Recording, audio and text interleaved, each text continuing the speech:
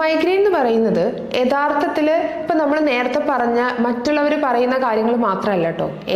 യഥാർത്ഥ മൈഗ്രെയിൻ എന്ന് പറയുന്നത് നമ്മുടെ നെർവസ് സിസ്റ്റത്തിനെയും നമ്മുടെ ഇമോഷൻസിനെയും അതുപോലെ തന്നെ നമ്മുടെ ഹോർമോൺസിനെയും എല്ലാം ഒരുമിച്ച് ബാധിക്കുന്ന ഒരു ഡിസീസ് തന്നെയാണ്.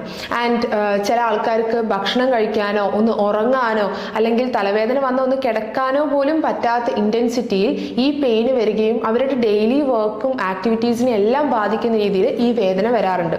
ഇതിനൊരു ഇമോഷണൽ സൈഡും കൂടി ഉണ്ട് കേട്ടോ. അതായത് ഈ തലവേദന വരുന്ന ആൾക്കാർക്ക് മിക്കവാറും ഈ ഹെഡേക്ക് എവിടേക്കെങ്കിലും യാത്ര പോകാൻ തീരുമാനിച്ചു കഴിഞ്ഞാൽ ആ യാത്രയുടെ തലേ ദിവസം തലവേദന വന്ന് മിക്കവാറും ആ ട്രിപ്പ് ക്യാൻസൽ ചെയ്യേണ്ടി വരും. അപ്പോൾ ഇതുകൊണ്ട് ഇവർക്കൊരു കുറ്റബോധം ഉണ്ടാവുകയാണ്. ഞാൻ കാരണം കാര്യങ്ങൾ കറക്റ്റായി നടക്കുന്നില്ല, ഞാൻ കാരണം ട്രിപ്പ് ക്യാൻസൽ ചെയ്യേണ്ടി വന്നു എന്നുള്ളതൊക്കെ. ഇത് ഇവരെ ഇമോഷണലി ഭയങ്കര ഒരു സ്ട്രഗിളിലോട്ട് കൊണ്ടെത്തിക്കുകയാണ്.